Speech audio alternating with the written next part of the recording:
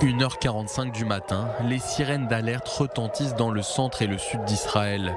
Un missile tiré depuis le Yémen a poussé des milliers d'Israéliens à courir aux abris au milieu de la nuit. C'est la troisième attaque au missile balistique en une semaine revendiquée par les Houthis. Cette fois, l'engin est bien intercepté dans l'atmosphère par le système anti-aérien Arrow. L'alerte a été déclenchée en raison du risque de chute de fragments sur les localités israéliennes. Une femme âgée d'une soixantaine d'années a été grièvement blessée en courant se mettre à l'abri. Elle a été transportée à l'hôpital Ichilov de Tel Aviv. L'attaque n'a pas provoqué de dégâts, contrairement aux 2 tirs précédents.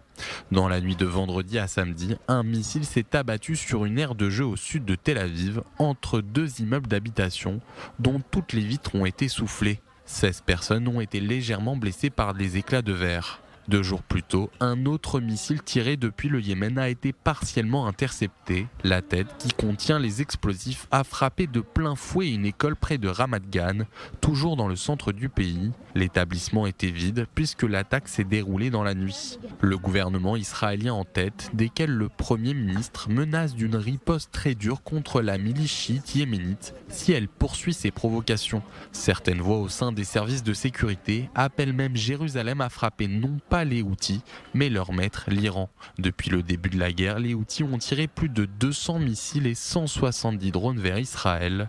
La plupart ont été interceptés par les systèmes de défense israéliens ou ceux de ses alliés dans la région. L'armée israélienne a pour l'heure mené 3 séries de frappes aériennes contre les Houthis au Yémen.